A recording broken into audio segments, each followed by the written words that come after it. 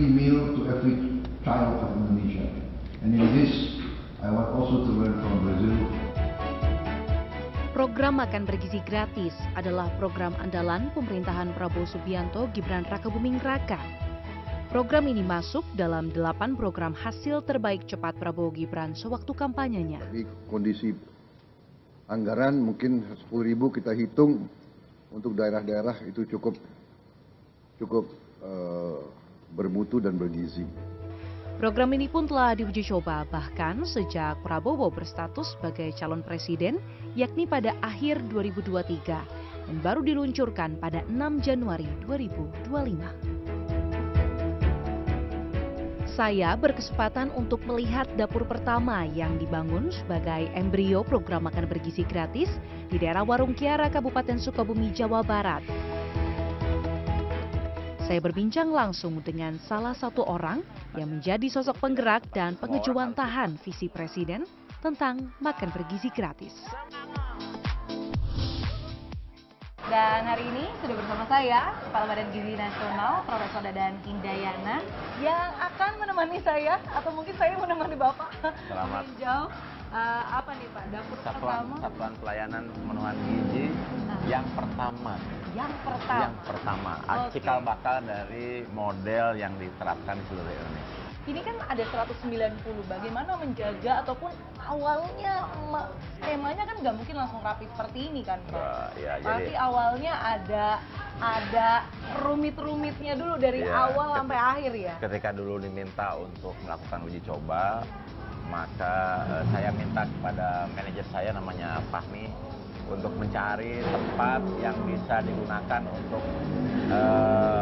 kegiatan masak-memasak. Oke. Dan kebetulan ada ruko yang baru selesai, kemudian ada 2 pintu. Saya minta direnovasi selama 15 hari itu Desember 2002. Desember 2022. Desember 2022. Okay. Ya, untuk direnovasi selama 15 hari agar tanggal 2 Januari 2023 sudah bisa melakukan uji coba. Dan akhirnya Fahmi mengumpulkan ibu-ibu yang tadinya tidak bekerja sebagai rumah tangga, kemudian beberapa pemuda yang bisa membantu untuk kebersihan, delivery, dan lain-lain. Dan akhirnya terbentuklah, dulu disebutnya unit pelayanan, tapi sekarang dalam SOTK disebut Satuan Pelayanan Pemenuhan Gizi, yang ini sebetulnya dengan tempat yang sempit, kita bisa melayani mulai dari 3.000 sampai 3.500. Awalnya tidak sebersih ini. Dulu waktu 5 hari pertama kali kita melakukan, semuanya dalam keadaan acak-acakan, becek, higienis dan sebagainya. Tapi dengan bertambahnya waktu, ya alhamdulillah sekarang menjadi salah satu contoh yang bisa dilihat. Dan ketika masuk, maka sekarang semuanya wajib menggunakan alat pelindung karena ini masakannya akan dikirim ke anak-anak. Oke, saya kalau gitu mau cek nih, ini dari sudah 1 tahun berjalan, seperti apa dapur pertamanya makan bergizi gratis? Selamat datang. Oke, kita pakai masker dulu ya Pak ya.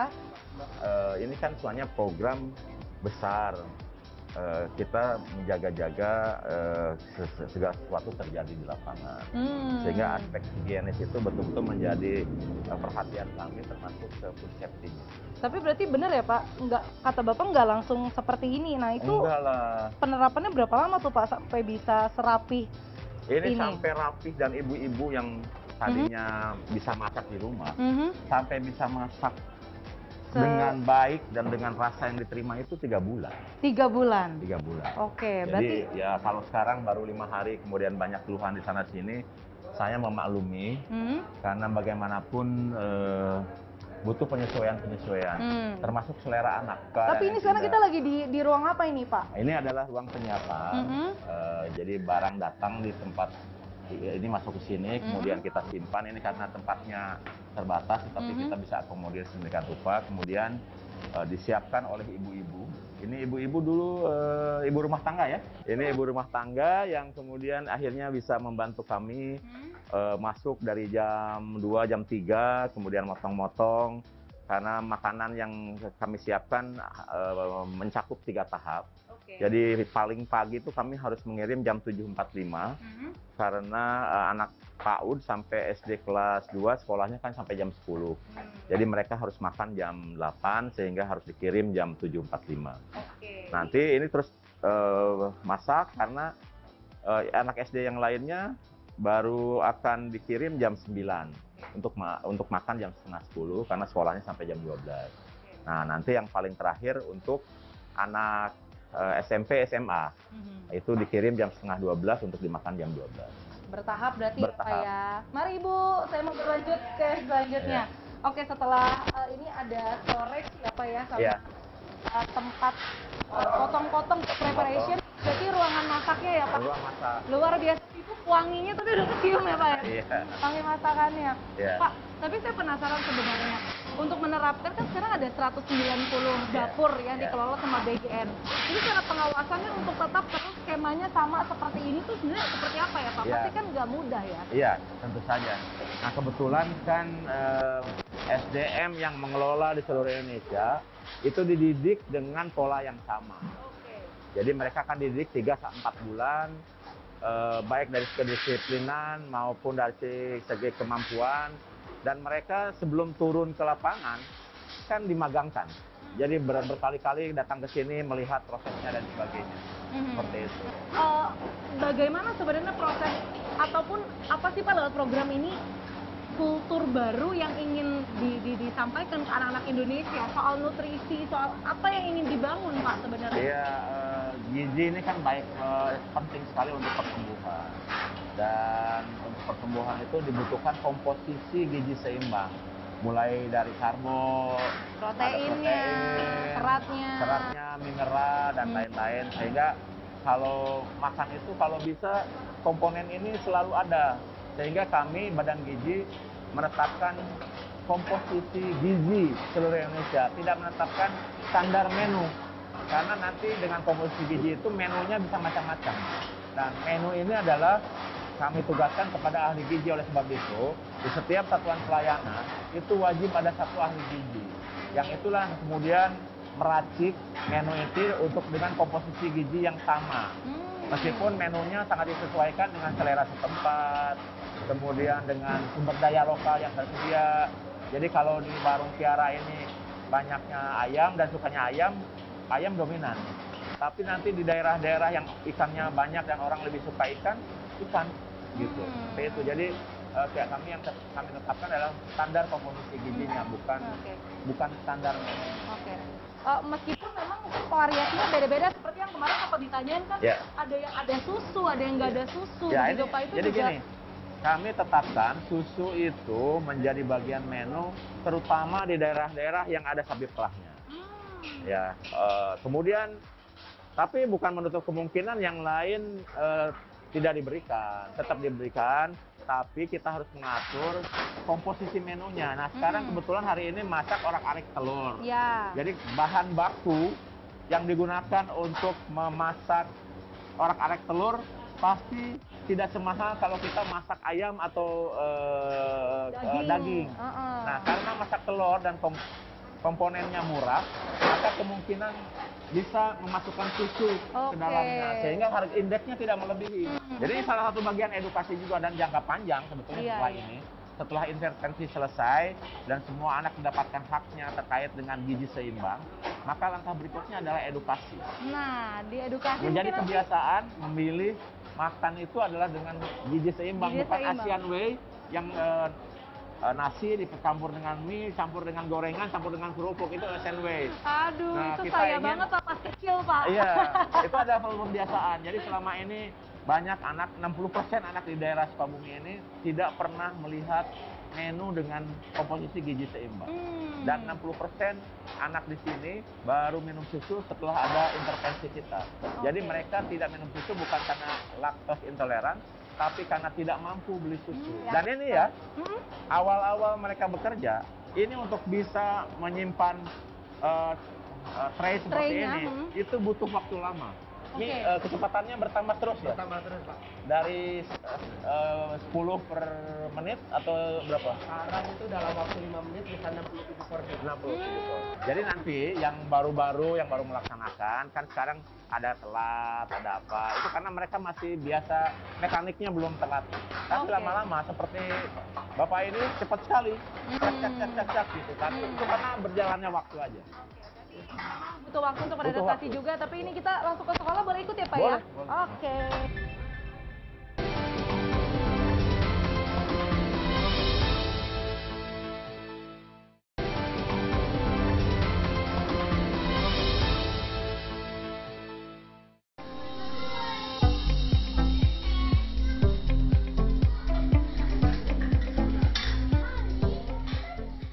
Indonesia bukan satu-satunya negara yang menerapkan program makan bergizi gratis.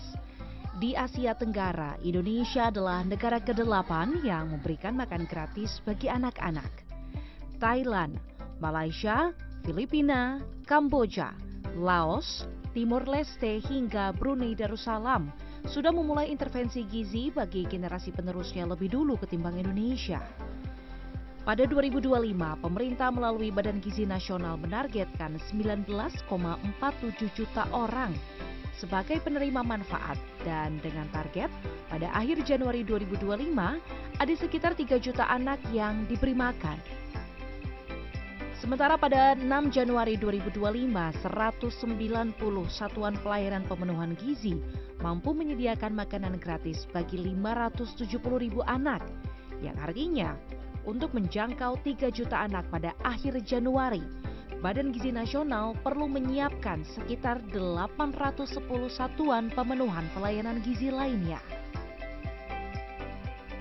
Dan dari 570.000 anak-anak yang menerima makanan bergizi, 119 diantaranya adalah murid-murid SDN 03 Warung Kiara, Kabupaten Sukabumi, Jawa Barat. Kita sampai di SD 3 Warung Kiara. Oke, tapi ini sepertinya lagi Ini joget. sekarang kan sudah di launching 7 kebiasaan anak Indonesia hebat. Oke. Dan salah satunya adalah senam di setiap pagi dengan gerakan yang sudah dibuat, ada modelnya. Dan saya waktu launching juga ikut, mensukseskan. Ikut jadi instruktur? Belum bisa. Belum bisa, Karena ini terus terang 10 menit yang kalau dilakukan menguras Ngos-ngosan juga ya, ngos-ngosan juga. Ini untuk membiasakan bahwa anak itu setiap pagi bergerak dulu. Ini adalah 7 kebiasaan baru yang di-launching oleh Kementerian Pendidikan Dasar dan Menengah. Oke, jadi ini sebelum makan kayaknya Iya. dibuat lapar dulu kayaknya nih Prof ya. Olahraga dulu setiap pagi, kemudian nanti setelah selesai baru kemudian kita bagikan menunya. Prof, satu SPPG itu radiusnya sekarang tuh berapa sih Prof? Untuk Kita sih dari pengalaman antara 4 sampai 6 kilo. paling jauh berarti Iya, ada yang iya. 6 kilo. Karena ada yang sekarang mencoba agak jauh, keteteran. Jadi saya bilang ini adalah berbasis praktis dan sains. Jadi mohon diikuti kalau kita sudah berikan petunjuk. Nah, Oke, ini kan makanya tadi kita jalan nggak sampai kos-kosan Nggak ya Prof jadi ya? kos-kosan, iya. Langsung ini aja Gitu. ya. Berarti ini kita nunggu senamnya selesai dulu, Iya. Prof, ya? Atau tadi kayak mau ikut senam dulu deh Prof? boleh sambil muter-muter. Udah hafal belum, Dek? Saya dan Prof Dadan pun melihat bagaimana makanan bergizi gratis didistribusikan kepada anak-anak di SDN 03 Warung Kiara. Setelah senam, siswa-siswi SDN 03 Warung Kiara berbaris dan menerima tray makanan satu persatu. Lalu mereka makan bersama di koridor depan kelas.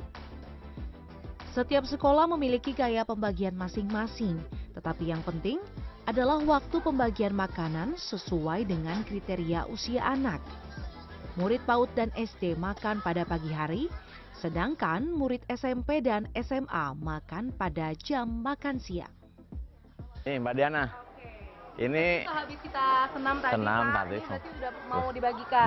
kemudian ini adalah infrastruktur yang berkembang sejalan dengan aja program makan bergizi. Tadi anak Sukabumi ini tidak suka makan pakai sendok. Jadi senengnya makan pakai tangan. Indonesian way, Pancasila. Dan oleh sebab itu banyak yang orang khawatir higienisnya segala macam. Alhamdulillah ada yang membangunkan sehingga sekarang cuci tangan menjadi kebiasaan anak. Ini adalah salah satu kebiasaan anak Indonesia nih. Habis itu kemudian mereka mengambil makanan. Ya, seperti tadi lihat, ini rapianya rapia yang warna kuning. Itu artinya sudah tahu kan kalau ini untuk anak SD. Nah, mereka ngambil, kemudian mereka scan tangannya. Oke, ini apa Pak? Ini adalah palm pen recognition. Oke. Jadi anak itu di scan telapak tangannya pagi hari. Nah, ini akan tersambung ke SPPG yang tadi Mbak Diana lihat. Oke. Nanti akan ada informasi di dashboard sana di Warung Kiara SD Warung Kiara 3 ini berapa anak yang hadir. Nah, dengan jadi sudah ke link langsung ke link. Jadi dengan jumlah yang ada di sana, nanti makanan yang dikirim ke sekolah sesuai dengan anak yang absen.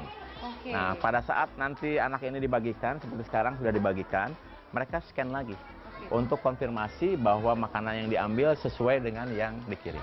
Ini berarti teknologi yang sebenarnya jadi percontohan dan diharapkan nanti ini akan dikembangkan di seluruh Indonesia, sehingga proses digitalisasi itu betul-betul menjadi andalan kita untuk controlling.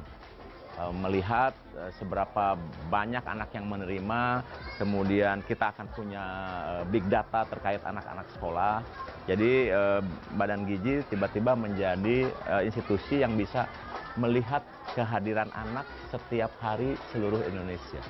Dan saya sudah laporkan ke Pak Menteri Pendidikan Dasar dan Menengah, sehingga nanti Menteri Pendidikan Dasar dan Menengah akan menyatu dalam sistem ini sehingga evaluasi anak dari tahun ke tahun bisa dilihat. Berkolaborasi, ya. Oke, Prof, ini kayaknya anak-anak udah pada siap makan nih. Ini mungkin boleh ya. Kita mungkin sambil makan juga deh, Prof. Aku juga belum sarapan. Oke, boleh. Boleh ya, Prof. Ini kita sambil duduk. Pak Uki nggak ikut sini? Boleh ya? Boleh bareng-bareng ya. Oke, nanti kita lihat kebiasaan anak-anak ketika mau makan. Nanti dipimpin oleh Ibu Guru. Makanan bergizi.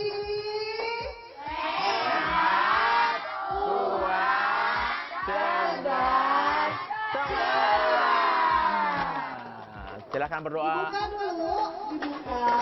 Dibuka. Tutupnya di sini di bawah. Oh. Menunya. Aduh, saya suka telur, Begini Pak. ya, sikat telur. Tangannya.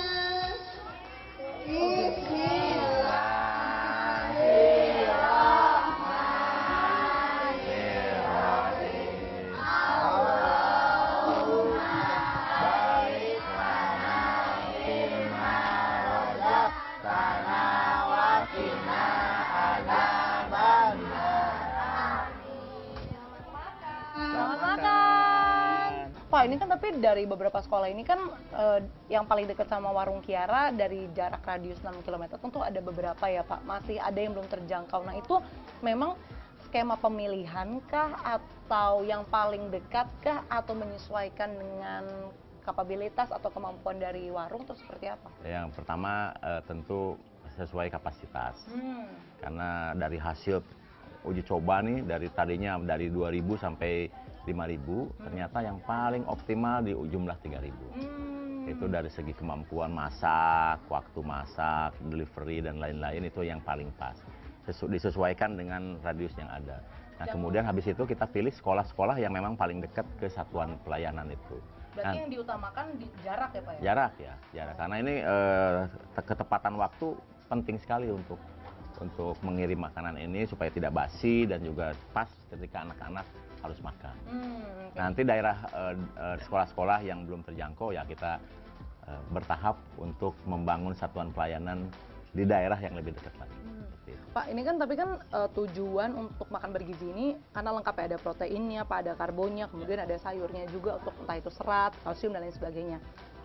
Kapan sebenarnya dampak dari program ini akan terlihat Pak? Karena kan ini program jangka panjang ya Pak. Dan ini sebenarnya tentu tidak sedikit juga orang yang pasti juga bertanya ke Bapak, emang iya ngefek begitu Pak? Yang paling pendek yang bisa dirasakan adalah efek kehadiran.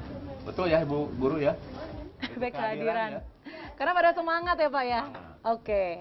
Dulu rata-rata masuk sekolah itu hanya 70%, 80%. Sekarang hampir 100%. Itu efek yang segera dapat kita lihat.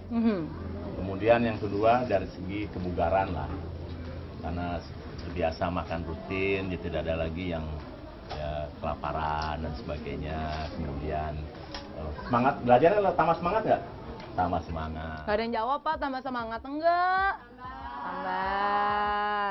Itu kan berarti jangka pendeknya adalah kehadiran ya Prof ya? Ya. Berarti jangka panjangnya kapan kita bisa melihat generasi emas itu akan tercipta? Nah, jangka panjangnya itu memang tidak bisa kita lihat sekarang. Karena anak ini sekarang usianya berapa, Dek?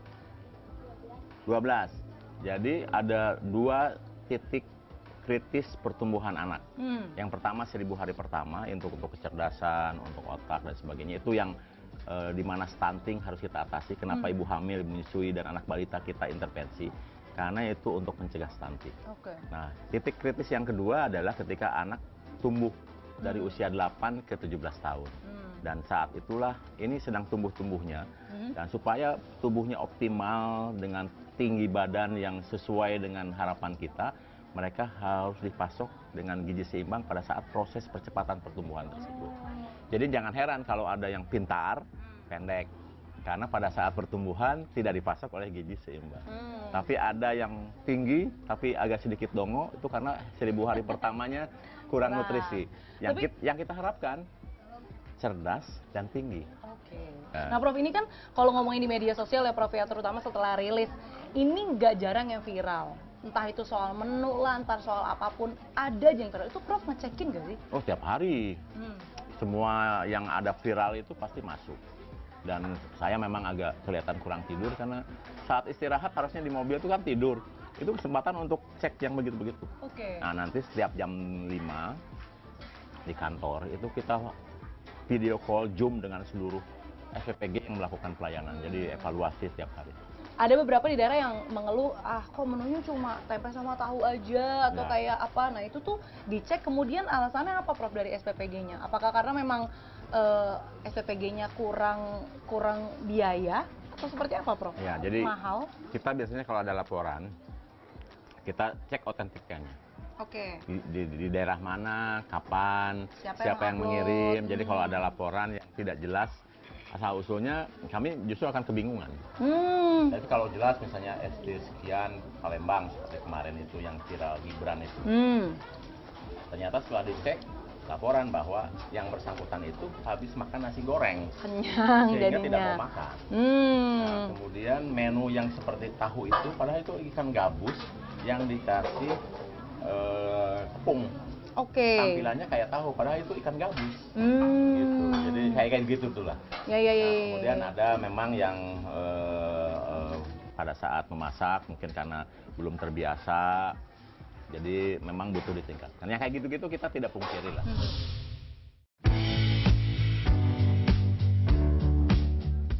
Sejak tahun lalu, SDN 03 Warung Kiara yang jaraknya tak sampai 100 meter dari SPPG Warung Kiara telah mendapatkan makanan bergizi gratis. Namun sebelum program diluncurkan pada awal Januari 2025, dokumentasi apapun tidak diperbolehkan. Kalau kapannya aku nggak tahu, tapi rasanya itu enak banget kayak gitu. Jadi ke sekolahnya tuh jadi tambah semangat karena ada makanan bergizi. Kenapa semangat? Karena bisa makan. Kalau di rumah kan, kalau pulang sekolah itu kan jarang makan. Soalnya sekolah madrasah. Apa menu favorit Syakila? Daging sapi. Daging sapi. Kenapa daging sapi? Karena kalau kayak jarang gitu loh kayak makan daging sapi. Kalau makan juga pas Idul Adha aja. Daging sapinya diapain? Disemur.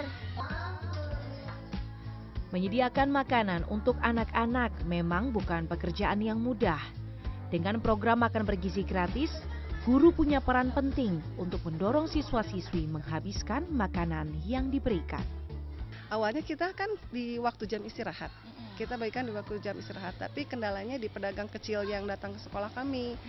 Bu, kalau waktu istirahat mereka makan, kemudian tidak lama langsung bel masuk. Kami bagaimana, begitu kan? Ya, seharusnya mereka jajan. Makanya kami saling menghargai dari situ. Makanya 15 menit sebelum istirahat kami bagikan untuk makan mereka. Jadi ada waktu istirahat, tetap mereka bisa jajan, gitu kan? bisa jajan tetap masuk. Alhamdulillah selama ini kegiatan belajar mengajar tidak pernah terganggu. Kalau di sini semua makanan pada habis aja gitu, Bu? Enggak juga, itu memang kendalanya, terutama di sayur. Sayur mereka kan tidak suka sayur, makanya setiap seperti tadi ketika senam pagi, biasanya selesai senam saya selalu edukasi anak-anak. Nanti makan sayurnya ya, gitu kan. Nanti tidak harus habis dulu, tapi perlahan-lahan, gitu kan. Terus kendalanya di ikan di sini. Iya. Kenapa tuh, Bu? Ikan itu kan memang kalau anak 1, 2, 3 sulit makannya. Iya, tapi mereka ikan laut mereka yang anggap, padahal kan yang sering di dapur ya ada tuna gitu ya, yang kita enak-enak di dapur, tapi mereka yang hanya tahu ikan laut itu cuek katanya.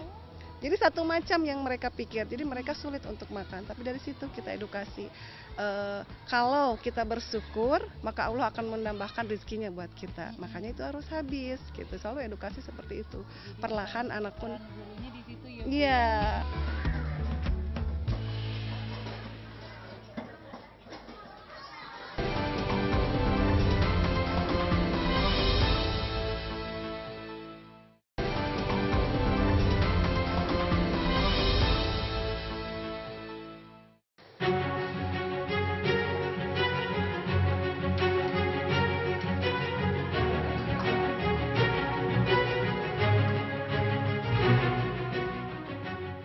To be interested in food but not in food production is totally absurd. Begitu bunyi kutipan terkenal esais dan aktivis lingkungan Wendell Erdman Berry. Perbaikan gizi anak Indonesia harus dibarengi kebijakan pangan yang holistik dan strategis dari hulu ke hilir. Hal ini yang disadari oleh Badan Gizi Nasional. Maka Satuan Pelayanan Pemenuhan Gizi diproyeksikan mampu memproduksi bahan baku sendiri, memberdayakan petani lokal hingga menyerap tenaga kerja dari masyarakat di sekitar dapur. Hingga kini, modal kemitraan untuk membangun dapur-dapur di berbagai tempat semakin digenjot. Pasalnya anggaran 71 triliun rupiah yang dianggarkan untuk program ini hanya cukup sampai Juni 2025. Terlebih dari 190 SPPG, 58 diantaranya atau hampir 30% berlokasi di Jawa Barat, padahal data BPS menunjukkan provinsi dengan tingkat stunting dan prevalensi ketidakcukupan gizi paling tinggi bukan di Jawa Barat, melainkan di kawasan timur seperti Papua dan NTB.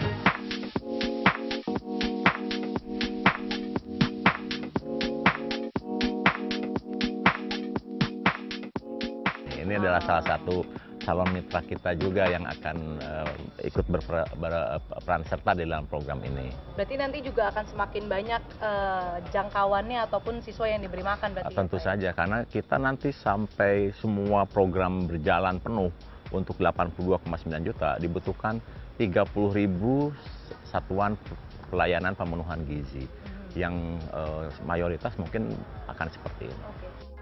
Ya, kita jalan kaki, kuat nggak jalan? Kuat, ya, habis makan tadi, Pak. Ini akan turun sekali, kemudian ya ke sawah seperti biasa. Nanti saya akan tunjukkan di mana dulu uji coba pemupukan dilakukan. Tapi sebelum ke sana mungkin kita lihat sekilas tentang pembagian ruangan. Juga ya, Pak. Ya. Nah ini kan tapi skema soal ada kebun, ada sawah ini tidak bisa diterapkan di semua SPPG berarti kan, Pak? Kita harapkan seperti itu. Karena kita ingin program ini tidak hanya sebagai investasi SDM jangka panjang, di mana gizi menjadi bagian penting untuk pertumbuhan anak, tapi juga membangkitkan ekonomi daerah. Tapi kan kalau di kota tentu masalahnya. Ya, itu hanya kota kan. Tetapi jangan lupa, sebagian besar wilayah kita adalah pedesaan. Kita supply apanya, Pak? Beras, sayur, kemudian ayam, telur, dan lain-lain.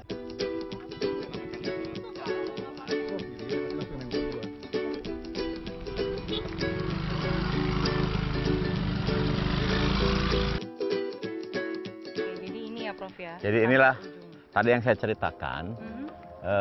Kami ini sedang melakukan uji coba pemupukan di lahan ini. Sawah ini jangan lihat sekarang. Sebelum program berjalan, ini adalah salah satu tanah subur di daerah sini yang tidak diproduksikan, diproduktivitaskan. Jadi nganggur, ini lahan nganggur. Oh, oke. Sudah 3 musim tidak ditanami. Mhm. Nah, kemudian kami datang untuk mengoptimalkan tanah-tanah yang tidak subur itu, sekaligus melakukan uji pemupukan. Yang tadi Prof bilang Bila- soal pupuk. iya, pupuk. Jadi makanya pas Ini- bikin iya. SPPG di sini. Nah, sekarang lihat, ini semua lahan ini tidak ada yang nganggur lagi. Kenapa? Karena kita tanam bertahap, disesuaikan dengan kebutuhan SPPG, sehingga kita lihat ada yang baru umur 2 bulan, ada yang sudah mau panen, ada yang baru tanam. Karena kita atur pola tanam sedemikian rupa supaya pasokan ke SPPG terpenuhi dari milik kita sendiri. Dari ini berapa hektar, Prof? Totalnya yang ini ada 2 hektar, di seberang sana ada 3 hektar. Oke, berarti Totalnya 15 hektar. dari total 15 hektar itu bisa mencukupi Cukup. kebutuhan beras dari SPPG ini? Iya, yang satu kan, Satu. satu. Jadi bisa dibayangkan kalau nanti semua lahan-lahan nganggur, kemudian dioptimalkan, diatur pola tanamnya, kebutuhan untuk SPPG itu terpenuhi dari wilayah lokal. Seperti Tapi itu. kalau dari Warung Kiara sendiri memang apakah ada bekerja sama juga dengan vendor begitu, Prof? Karena Oh. kan sebenarnya kalau bicara soal vendor ini kita juga bingung perihal ketika waktu pertama kali Presiden Prabowo menyebutkan oke anggarannya 10.000. Kita yang di kota tuh wondering, warteg 10.000 aja nggak dapat begitu, Prof? Karena gini, pola pikirnya kita bukan membeli porsi makan, tapi kita kan tadi ada ahli gizi. Nah, dia yang bikin menu 1 bulan. Kemudian kita tahu hari Senin masak apa, hari Selasa masak apa, hari Rabu masak apa. Nah, yang dibayar itu untuk masak hari Senin dengan menu kayak orek telur itu, berapa bahan bakunya, itu yang dibayar. Oke. Makanya tadi ketika masak telur, dan kita tahu bahwa untuk masak 3.000 orang dengan telur itu paling 20 juta selesai. Lebih murah. Oleh sebab itu kita punya slot untuk beli Susu. kayak gitu ngaturnya. Tapi ketika nanti kita masak sapi yang indeksnya langsung naik, nggak mungkin kita kasih susu dengan makan ngasih menu sapi. Tapi anak-anak di sini sangat menunggu sapi itu karena orang sini kan makan sapi ketika Idul Kurban aja. Jadi ketika kita tetapkan udah kita 3 kali sebulan, 3 kali sebulan aja itu menjadi hari yang ditunggu-tunggu oleh anak-anak itu. Pasti ketika masak daging sapi habis dan cepat sekali.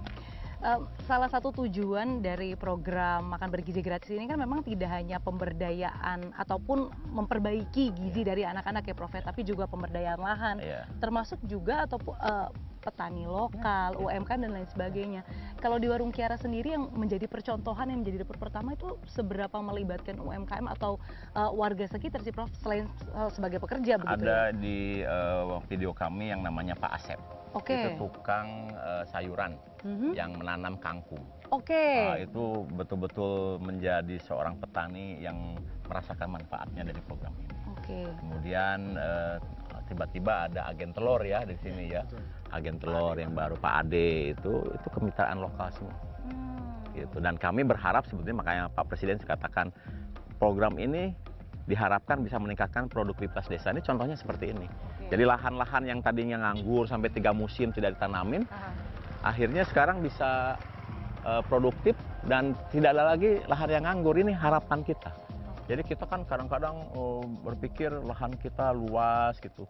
Kenapa pertanian kita tidak cukup untuk memenuhi kebutuhan? Karena sebetulnya banyak lahan produktif yang subur tidak diproduktifkan, tidak difungsikan. Kenapa? Karena tidak adanya off-taker di daerah. Nah, sekarang dengan adanya SPPG itu diharapkan menjadi off-taker terdepan bagi produk-produk lokal.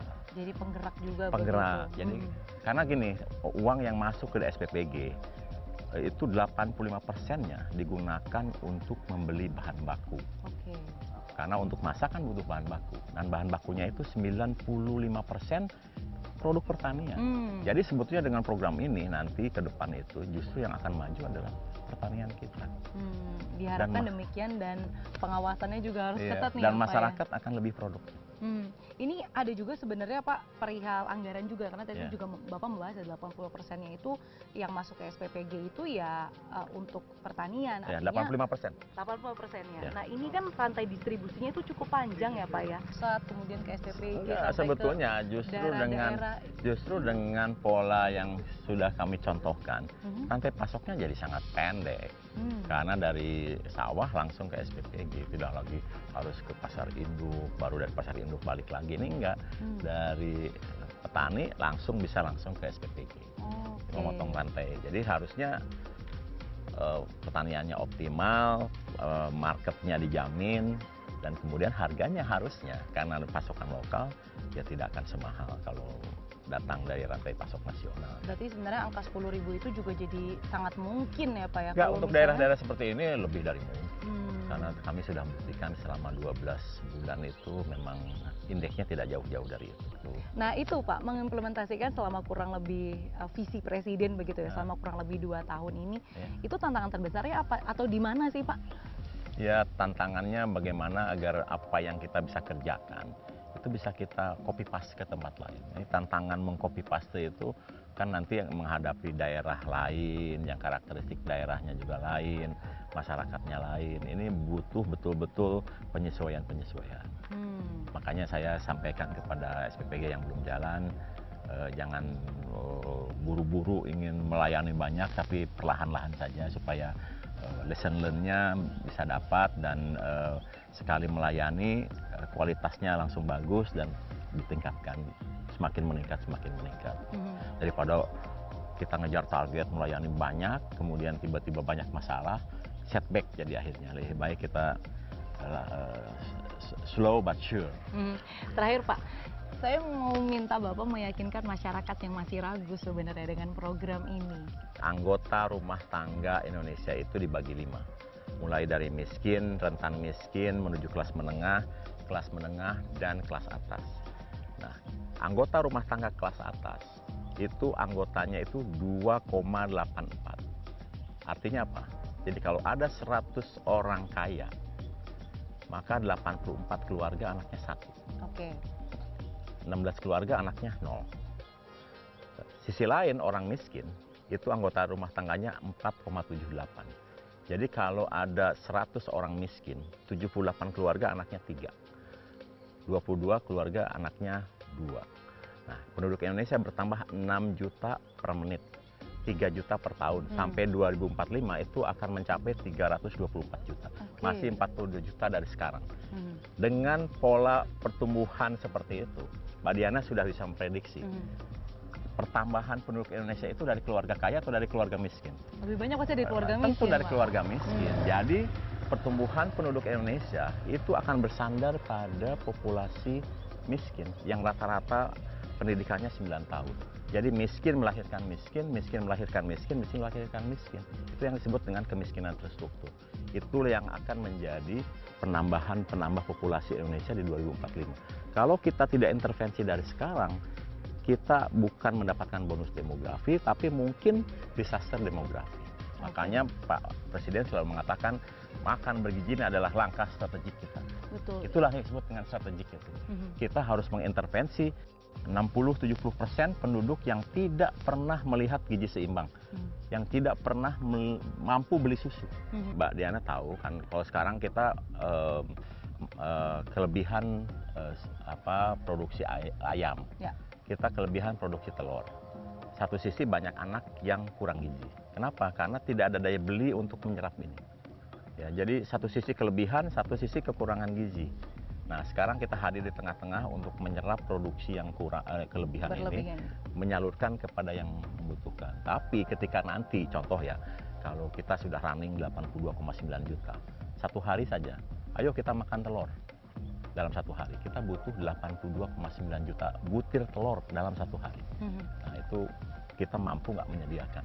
Jadi makanya kemudian kita lakukan bertahap, tidak serempak gitu, supaya saling menyeimbangkan produktivitas dengan kebutuhan. Oke, baik. Terima kasih atas waktunya sudah mengajak tim CNN Indonesia jauh-jauh. Sama-sama, ini kesempatan yang luar biasa langka ini. Sawah, makan bareng. Terima kasih Kepala Badan Gizi Nasional, Sama-sama, Mbak Diana. Hindayana. Terima kasih sama-sama, Mbak banyak. Diana. Dan itulah usai sudah special interview saya bersama dengan Prof. Dadan Hindayana. Sampai jumpa di episode special interview selanjutnya.